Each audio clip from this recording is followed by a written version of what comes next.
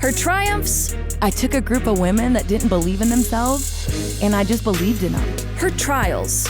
I never wanted to go to practice. I was losing a ton of weight. Her story. I just put my faith in God and just trusted the system. Her why.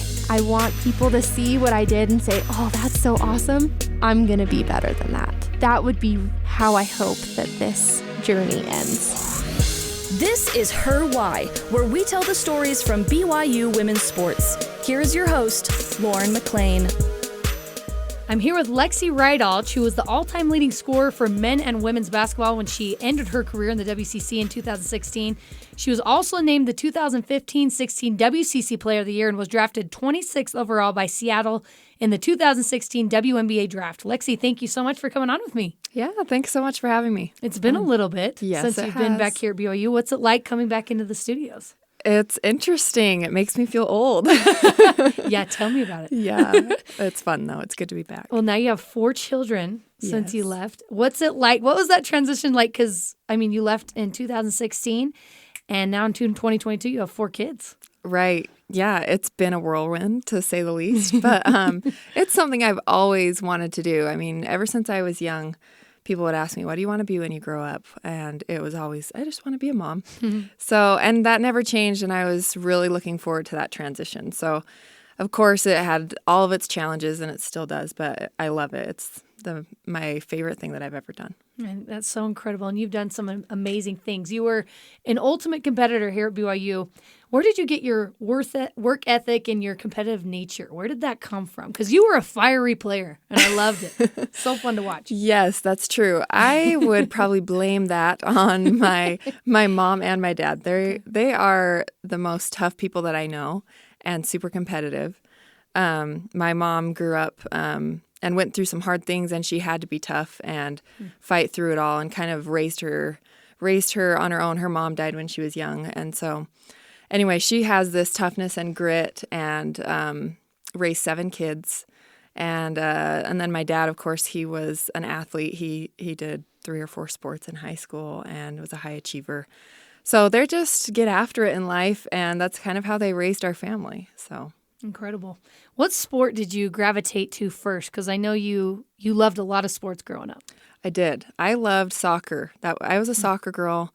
That was my favorite. I played competitively on club teams, and then I kind of grew up around basketball because my oldest brother, he was a very good basketball player. And so I was kind of around it a lot and slowly got coaxed into it and decided, hey, I'm actually good at this. Let's give it a try too. So yeah, I started out with soccer, then slowly fell in love with basketball even more. Was it a slow burning love with basketball, or once you started it, you're like, okay, I really like this? It was slow. I kind of fought it at first. And then I think once you start getting good at something, then the love grows.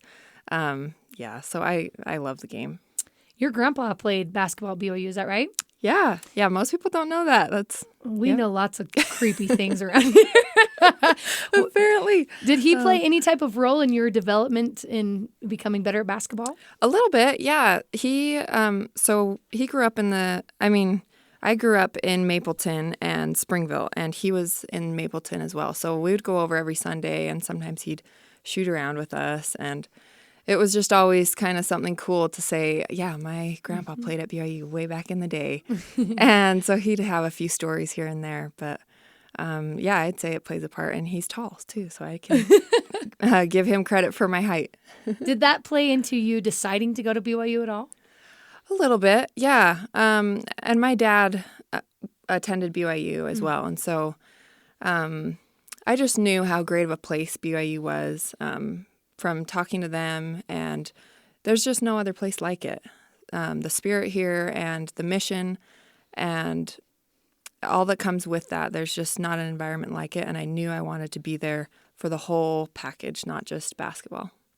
You played soccer in high school along with track and basketball. You were even recruited to play soccer collegiately. What was it like choosing between soccer and basketball at that time? It was interesting. I got a lot of letters for both sports, but I just loved basketball so much. And I thought, well, maybe I could try playing soccer later. But I really just loved basketball and wanted to focus on that. And I had set lots of big goals. I wanted to win lots of championships at BYU, and I did set a goal to go play in the WNBA. So I was kind of just focused on that.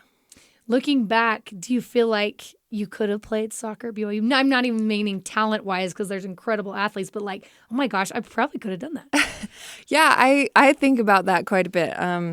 In fact, at the end of my basketball career, after I finished in the WNBA, the soccer coach, Chris, reached out to me and said, "Hey, have you ever thought about, coming back and playing soccer?" And I said, "Well, I don't know. I haven't played soccer in 5 or 6 years, but I'll give it a try." So I actually came and practiced over the summer a couple of times to just kind of feel it out and see if it was something worth pursuing. But ultimately, I decided that I wanted to move on and start a family. How do you feel like you could hang with those girls that have been playing soccer for so long? At the time, I was very rusty. So it took me a minute to get up to speed, but I felt like I could hang. And especially if I put in the amount of time that they were putting in every day, I feel like I could have gotten my skills back and contributed to the team. But of course, I knew that it was going to take a ton of work to get all that rust off and get up to speed. And so it really came down to, do I want to put in all that time and effort and work and be totally committed, or do I want to move on to other things in my life? So you did have eligibility left. Like you could have Yes. done it. I could have. Yep. Oh my goodness. That's I know. crazy. Kind of fun. Well, you were originally recruited for basketball at BYU. And when you were being recruited, were you being recruited for track as well? Or was that something you decided to do after? Yes, I was for track, for high jump. I had the BYU coach. He came and watched me in high school and watched me get my PR. And he said, we would love it if you could come and jump for us. Whenever we can get you, we'd love to have you. So they kind of talked with Coach Judkins and worked it out so I could come and jump in the outdoor season after basketball. And that was the deal going into my basketball career, was we can trade time. I love this. You came in your freshman year and immediately contributed as the team's second leading scorer in basketball. But then, just a few weeks after, so you scored 26 points in the WCC tournament. Then you competed in a track meet and high jumped 5'10" and went on to be the top performer of the team in that event that year. What do you remember about that time?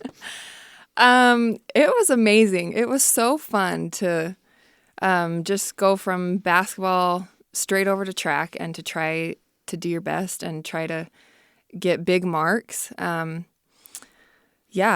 loved it. I had a really good track coach that was just ready to transition me over and to just go for it and see what I could do in that short amount of time, because I really didn't have a lot of time in the outdoor season. It was already kind of halfway over by the time we had finished our basketball season, so I had to hit the ground running and really just go for it. So, what was that transition like? What type of things did you have to do? So I just had to show up at practice and start kind of getting my wheels wet, trying to remember the technique and everything since it had been a year. So there was a lot of just taking it slow at the start to get back into track shape and to remember all of the technical things about high jump. So I would come and do workouts, and I remember one of the first workouts, he finished and said, "Okay, now we have to go do an ab workout." And I was like, okay, I'm in good shape. So I went over and we did a half-hour ab workout, and I was dying. I'm like, I thought I was in really good shape, but this is not track shape. So it was hilarious. And he would just laugh at me and say, "You're such a basketball player." And there were things that I had to change about myself, that you just have habits in basketball, but you have to change how you run. You have to change how you pick your knees up, and you can't be lazy because it's all very technical, and you have to be able to master your body in the sport of track. Wow. So you mentioned how your track coach said you were in basketball shape. What's the difference between those two? Basketball, you do have to be in really good overall shape, but track, there's very specific things that you have to be in shape for, like good running form. So basketball, you don't have to have good running form. You just have to get up and down the court, right? But track and high jump, you have to pick your knees up. So those first workouts, my hip flexors were screaming because they're so sore. And then in high jump as well, you're just jumping off of one foot and you're just loading all of this stress and impact just on that one jumping foot over and over. So you really have to get those, fine-tuned muscles in shape, jumping muscles, so that you don't have injuries. And that is one thing that I had to deal with, is managing stress loads, because it was such a dramatic shift to just all on jumping off of one foot all the time. So I did have to battle a few injuries and stress fractures with that and manage that. That's hard. Yeah. That's got to be hard to, you want to push yourself, right? But then you're like, I got to ease up a little bit and take care of my body. Exactly. Yes. And so you have to have good coaches that can manage that, which they did. And we learned along the way, like they would put limits on, okay, we're only going to practice 8 jumps today in practice. So you really have to like focus on those 8 jumps and make the most of them, because you can't drill more after that because your body's going to break down. So, it's a different animal, that's for sure. So then when you transition back to basketball, that's probably easier, right? Does that come more naturally to you? I would say so. Yeah, and it was fun because my track coach was really supportive of basketball, and so he would have me do my track workouts, and most track athletes would have to go do extra running or ride the bike to keep their cardio up, but he would say, just go play pickup for a while. And so I kind of got to have the best of both worlds. And so, and for me, it was nice to kind of have a break, a change of pace. How would you say it? Change of scenery, change of things that you're working on. And so you could come back to basketball and be really refreshed mentally. And you almost felt like you were better, even though you hadn't been practicing, because you'd have that mental refresh and you've worked on things mentally instead of just drilling physically over and over again and getting burnt out, if that makes sense. It absolutely makes sense. So you're doing 2 sports, you're in school, and BYU is incredibly difficult as well. And then you meet your husband. How did that happen? How were you able to do all those things? Yeah, that's a unique story as well. I met my husband, he was on the practice team for the basketball team. And so all my freshman year, we played against each other in practice. And then at the end of our freshman year, he decided to ask me out on a date. And I was resistant because, or I guess hesitant as well, because he was going on a mission. And so I thought, I don't want to get attached to someone that's just going to leave on a mission, and I don't know what's going to happen in those 2 years. So we would go on a date like once every month, and eventually I warmed up to him, and we ended up writing letters the whole time on his mission.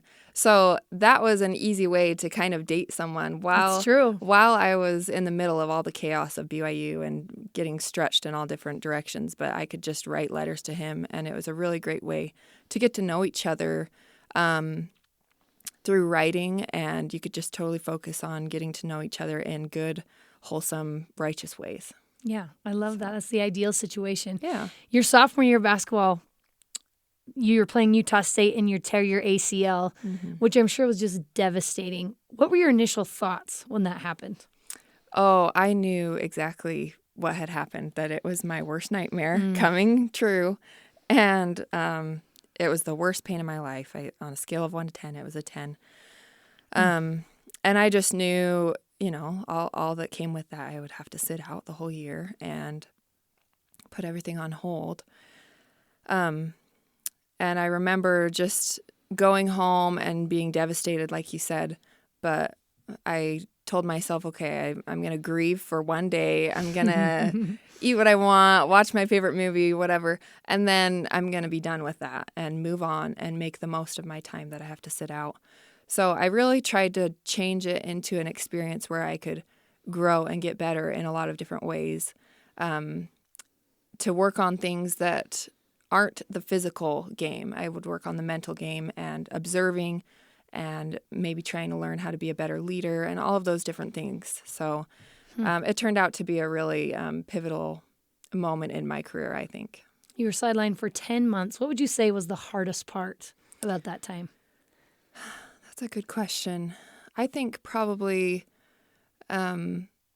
just being on the sidelines. Yeah. I had never had to do that in my whole life. So you just have that constant itch to be out there, and you can't. And to be disciplined enough to stick to your routines and the things that you need to do, and stay motivated, all of that. It's just mentally tough, but totally worth all of the growth. What do you feel like were some of the biggest lessons you learned during that time? I think I learned how it's so important to, I think mostly focusing on your mental game. Before that, I totally relied on my physical abilities. And because I was pretty physically gifted, I could jump high, I was fast and all of that. So I was getting most of my production out of that on the basketball court.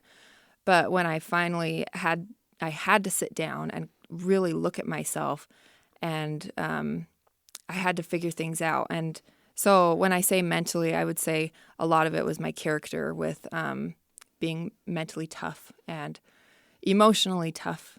And I feel like I grew a lot in that way, so that I was able to handle criticism better, and not just handle it, but welcome it and love it, and let it change my game, if that makes sense. It does. It absolutely does. What was it like trying to get back into physical shape after being sidelined for 10 months? It was wild. My first physical therapy appointment, if anybody's been through an ACL injury, you know that your first appointment, you're just going and letting your knee fall to try to get it to bend again after surgery, because there's so much swelling and scar tissue and stuff. And it was so painful. And the physical therapist that was working with me was being so good and so patient. But I was just still so crushed and so emotional that I just started crying. And he goes, "Why don't you just go home and we'll try again tomorrow?" And I was like, oh, that's the worst, because I know that I failed on my first day. But again, that was like a reflection on me that I needed to get a lot tougher mentally and emotionally. And so I came back the next day, and it's just crazy to go from being, one of the top athletes to you can't even bend your knee, and you're really humbled, and you just really have to focus on the basics and your character. At what point were you finally like, okay, I'm back to where I want to be? I think at 7 months, I felt that way. But Coach Judkins was very conservative in my recovery and said, nope, you're not even going to start playing until 10 months. Like, that's just the minimum. And I had that luxury with the timing of my injury. It was pretty early in the season, so I could take a lot of extra time. And I had lots of people that I was talking to that had already been through it. That was their advice. Don't rush it. You have time. We don't need you for these summer workouts. We need you for the season. Yeah. So it really helped me to slow down and focus on, trying to get back to how I felt before. That was my goal, is I wanted to feel as close as I could to what I was before. You studied psychology at BYU. Do you feel like that helped you a little bit mentally to get through this? I do. I totally do. And that's what I loved. I really wanted to focus on sports psychology, but they didn't have that major. So I thought, okay, psychology is the closest, and I could take some classes that lent itself to sports psychology. So I loved Craig Manning when he was here, and just totally went to school on him. But I did. I've always loved mental side of sports books, and just all of the greats have talked about how it's what's between your ears that counts. It's not your body. That's what separates the good from the great. So I really wanted to figure that out. What do you feel like, which sport between basketball and track was the most psychological for you? Oh, basketball, for sure.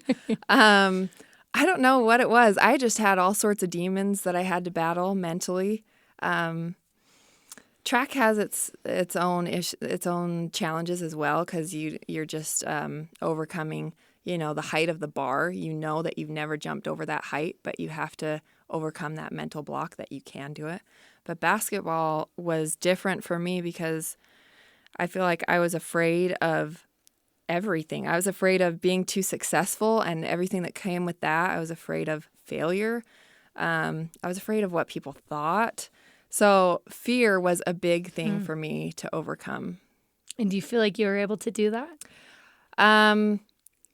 I would say I'd give myself a B. There was a lot more potential, and my dad and I talk about that a lot. I achieved a lot, but I still have a lot that I feel like I left on the table, which I'm sure every athlete does. That's what I was going to say. I'm sure almost every athlete who's as competitive as you and as good as you were looks back and has those same and similar feelings. Yes. But you said one of your goals was to be drafted in the WNBA, which you were after your senior year in Seattle. What was that time like for you? That was a very interesting experience. It was something, like I told you earlier, that I had set that goal when I was, maybe 14 or 15. I had 20 goals, life goals, and one of them was make it to the WNBA. And so I had this idea of what it was going to be like. I always thought, wouldn't that be cool to play the sport that you love and get paid for it? That's your job. And so I get there, and it's amazing. You play against the best players in the world in the best league, and they're so good. And it was challenging. It stretched me.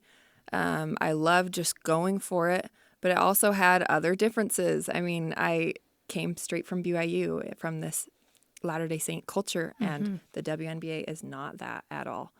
And so the contrast was very stark for me. I didn't like it, and I knew that I didn't want to play on Sundays.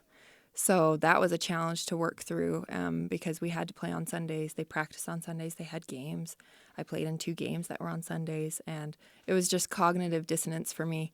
So that was the big takeaway from all of that is I went down the path, and I realized it was the wrong road for me, and I wanted to do different things. And so anyway, after all of that experience, I told my agent, well, I would consider playing overseas if you could find a team that didn't play on Sundays. And so she said, well, I don't know if I've ever had that request, but I could try. I could try to find that. So she did. She tried to find one for months and ended up finding a team. But after those months, I had done a lot of praying and thinking and told her, I am so grateful for all the work that you did to find this team, but you know what? I just feel very strongly that this isn't the path for me, and I'm just going to move on. And I really want to start a family. And she was so understanding and wished me the best. But so when I say it was interesting, there was a lot that went into that experience that was kind of life-changing for me. When you made that decision, even though you feel like you created a new vision for your life and you felt good about it and you had that confirmation from God, was it still a little bit difficult to step away? Totally. Yes. My whole life I grew up doing sports and everything, and now it's just over. And so I really had to, find my new purpose, which was becoming a mom, and really look at it and think, is this really something that I believe in and care about and is meaningful? And of course it is. It's the most meaningful work that you can do, to raise these little kids into, good humans that keep their covenants and everything that comes with it. So it was challenging. And I still have a group of girls that I go and play with and get to step on the court every once in a while, which is fun because I'm still competitive, of course, but so I haven't totally left it, but it is crazy to just leave it all behind in a day. I'm sure everyone you play against in the rec leagues are like, this is not fair. Or do you actually come across more collegiate athletes than you think? Both. I have both reactions. Yeah, they say that, but there's some good players. I mean, this group of women that I go and play with that go to all these tournaments, they're all former college athletes. So I play with Morgan Bailey, Ashley Garfield, and there's even the more veteran ones like Daniel Chessman. You'll see her picture around, and so there's just this group of women that and that played at other colleges as well, and so it's competitive and they're smart. So it's like even if they're not in shape, they're smart and they'll get you if you're being lazy. So much fun, and I'm sure Yes. you're rarely lazy. You don't No. seem the type. Thank you. You're very nice. I was going to ask you if you're doing anything to stay involved with basketball and or track. Are you doing anything besides Yeah. pickup ball? So I do that. I've played in a few tournaments. There's a Pro Bowl Rec League tournament. I played down in summer games. But I've also, my sisters, I had 2 sisters that played down at SUU together for basketball. So I would help them, give them pointers or whatever. And my sister goes to Lone Peak, so I help her.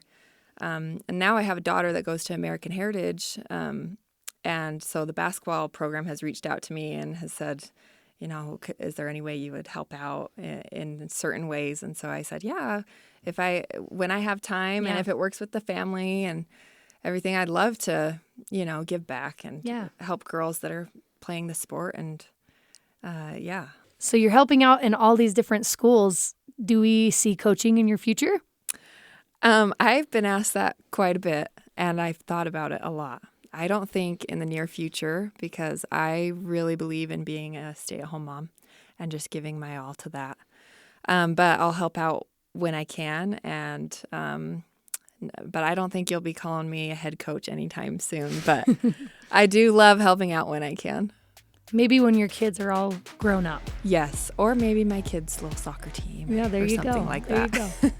I'm talking to WCC Player of the Year for 2016, Lexi Rydalch. Lexi, thank you so much for taking the time with me today. Yeah, thanks so much. This is fun. You can download and listen to all episodes of Her Why on the BYU Radio app or wherever you find podcasts. Her Why is a production of BYU Radio.